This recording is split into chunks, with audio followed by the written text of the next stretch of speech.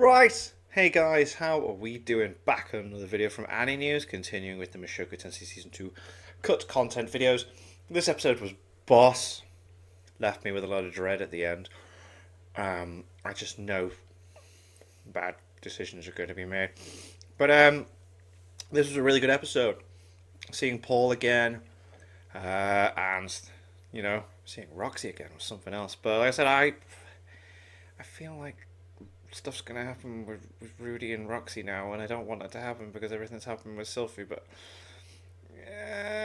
he is a grey rat, and they can't help themselves. I'm learning that, like Paul with the two women and how Luke is, and but anyway, let's see what was left out, what was different, etc. Two heartfelt reunions captivated us throughout this episode, but in between all that were the finer details defining this brand new adventure. I'm talking the labyrinth, its monsters, and the way Paul and his party approached them, all the way to the city of Rapan and how it became like this. Oh, okay. They're the enriching elements of Mushoku Tensei's lore that further brings to life an already well-developed story.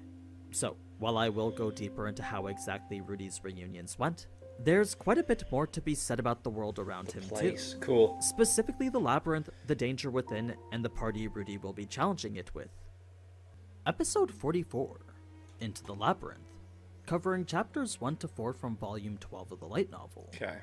To start things off with a bit of lore, Rapan wasn't always the most prominent city in Begarit.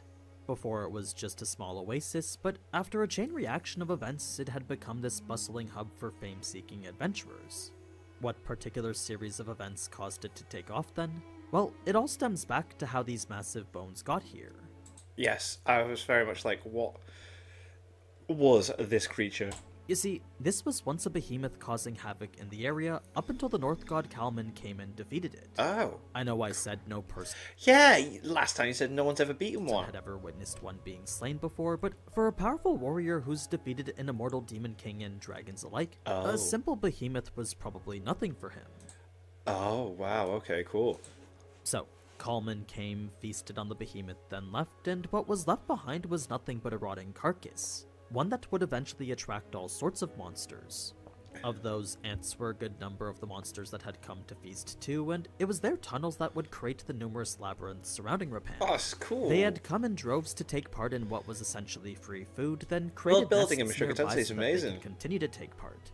The thing about monsters eating the flesh of other stronger monsters, though, is that the resulting offspring will usually be mutated. Cool. So, these ants who had an endless supply of food from the strongest monster in the desert were now giving birth to mutated kin who would also eat the behemoth Like flesh. Hunter, Hunter. Continue this cycle for a few more generations, No, and the expansive nests which now spread across the area as the labyrinths we see today also became home to powerful mutated offspring. It was the #1 attraction for adventurers across the world. Each labyrinth was a potential treasure trove of riches, and the fact there were so many meant adventurers could tackle multiple. Nice. It was the perfect place to either get rich quick or come face to face with tragedy. Now, Rudy wasn't so sure that the monster meat theory was true or not, but it did make sense with regards to the demon continent. You see, there monster meat was the only thing to eat, and it just so happened that a higher rate of strong people were born there. This made Rudy wonder if his child would turn out freakishly strong because of that, since he himself had eaten so much monster meat when he was traveling there. Ah. In any case, a short walk would bring Rudy and Alina Lise to the guild, and it was here that he would find Geese struggling to find help to save Roxy. The guy he was talking to was supposedly some really strong adventurer, but no matter what Geese offered, it wasn't enough to face the certain death which came with traversing the teleportation labyrinth. The labyrinth. He had made sounds comments so about dangerous. it already being a month, which was the first hint Geese wasn't referring to Zenith. Geese was still adamant about at least finding Roxy's remains, but once again, Budget Otar said no. The reason I'm reiterating such a point is because the desperate expressions Geese was making was far different from the ones that Rudy was familiar with. Rudy didn't even know that such a face was possible for him, but according to Alina Lise, that was actually more his standard look. It seemed whatever time Rudy spent with him back in the forest was actually just Geese trying to act more mature for him. Geese would then bring Rudy to Paul, and what Rudy was expecting was a Paul similar to how he was back in Millis. A broken man, frustrated to no end, running away from his problems via bottles of alcohol. Oh, I was gonna say it did seem quite similar, but like lack of the booze and lack of all that, he still seemed very down and just kicking himself, like feeling like he's not doing the right thing. What he saw was instead a person far more tame, but deep in Paul's eyes was nothing but emptiness. He was this hollow shell in which all emotion was absent. Sure, he was going through the motions and asking Rudy how he was doing, but the way he did just seemed lifeless. It was a pitiful display that made the entire journey worth it already. Even if Paul's spirit was broken for good, Rudy was going to do everything he could to make things better. He truly believed that he could fix everything. It was as soon as Rudy had mentioned his child, though, that life immediately returned back to Paul's eyes. Like, Whatever I'm a concerns grandparent. Rudy had before were seemingly unwarranted since Paul was actually just half asleep. He had thought the Rudy in front of him was nothing but a dream.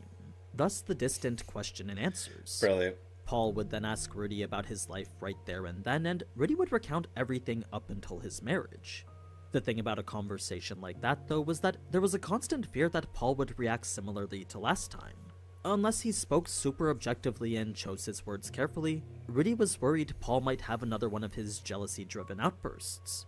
Hiding his happiness turned out to be a bit more difficult than Rudy imagined, though, since the more he spoke of his time in Renoa, the more he realized he had nothing but good memories there. He's had a There good were time. certainly times when Made some things were friends. tough, but as he remembered all that happened with Sylvie and everyone else, he truly believed he was having the time of his life there. So much so that hiding that fact was just impossible. Maybe he shouldn't. It was once he have finished that left. Rudy was expecting a stern scolding, but instead Paul simply responded with an apology.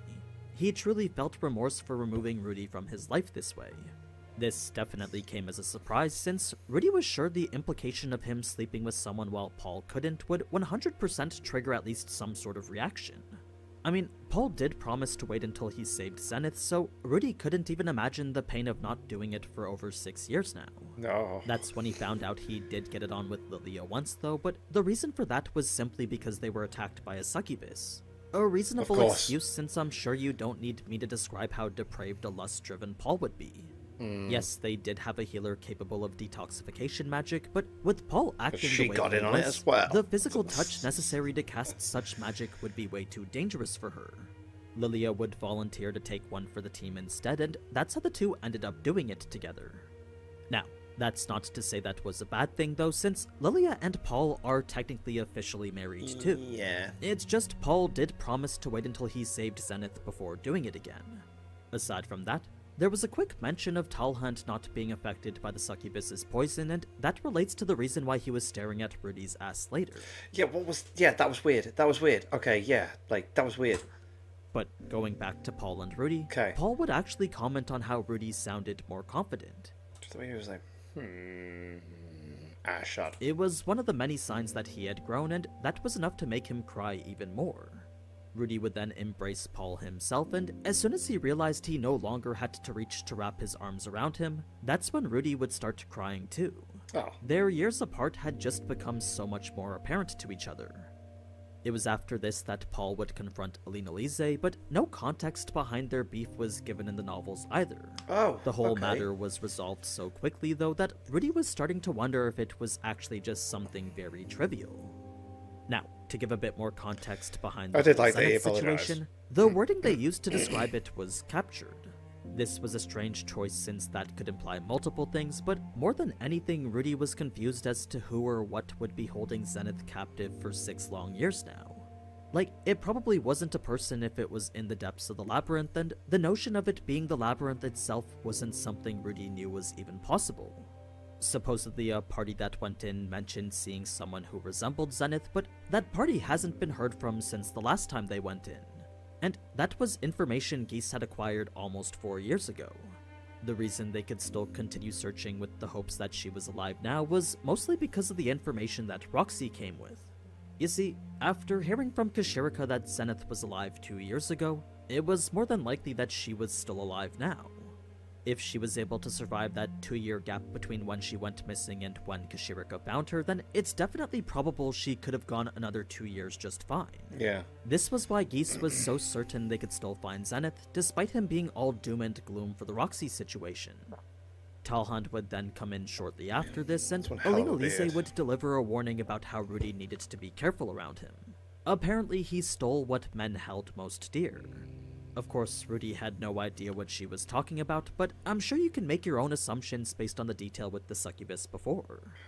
Now, the news about Roxy was actually more shocking than the news of Zenith, since while Rudy had 6 years to mentally prepare for Zenith's potential death, there was nothing which helped him to prepare for that scenario with Roxy. It was an abrupt revelation that left him stunned. Fortunately, he wasn't so naive as to devolve into panic, since while yes, he wanted nothing more than to leave right away and go save her, he knew more than anything the most important step right now was careful preparation. Sure, time was definitely of the essence, but to rush into the labyrinth without any plan whatsoever, well, that could very well be the difference between life and death for Roxy. So, Rudy would confirm the situation as best he could, then reveal the book which would help them adequately prepare. I had talked about this back in episode 5, so I'll include that segment about the book's contents now just in case you forgot about it. The book was a creative non-fiction that told the tale of Animus's exploration of the teleportation labyrinth. With the labyrinth housing traps only related to teleportation, the actual traversal of it became rather difficult. It was from what Animus and his companions could find that they were able to narrow the traps down into 3 broad categories.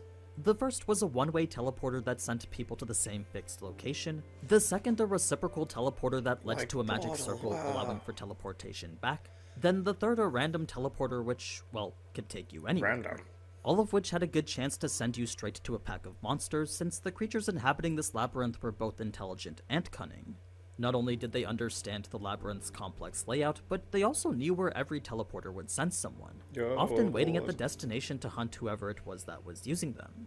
In any case, it was after Animus had found a way to determine which teleporters were reciprocal and which were not that he would only use reciprocals to bring himself deeper. The plan itself was working rather fine, but it was a single misstep that would cause him to use a random one by accident. A fatal mistake that would cause him to lose his entire party and one of his arms. Fortunately, he survived, but with no way to defend himself in the labyrinth anymore, he decided to leave the conquering of it to the reader. Thus the reason he had written this book. Now, it was possible this book pertained to a completely different teleportation labyrinth, so naturally it was best to evaluate whether that was true or not. If you're wondering why Geese was the person to do that, well, Rudy wasn't quite sure himself, but it was clear by everyone's reactions that he was the person responsible for this type of stuff. Yeah. He seemed to be this flex-type member responsible for everything that wasn't battle. This included anything from mapping and directions, all the way to managing supplies, choosing what drops to take, and even how to extract them. He was both the commander and the errand boy, the group's manager, planner, and coordinator. He would even be the one to decide whether it was best to retreat or not. So, given that this was his role, it made sense that he would be the one to sift through the book's information like that. It was while he did that Rudy would ask Paul 4 key questions about the labyrinth. What were the monsters? How many floors were there? What was the interior like, and what were the shape of the teleportation circles?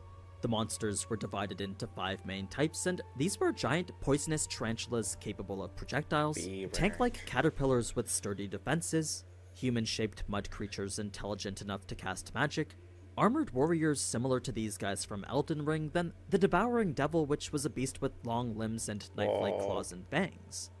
There was an unknown number of floors leading to the bottom, but the most reliable rumor was that it was something like 6 or 7.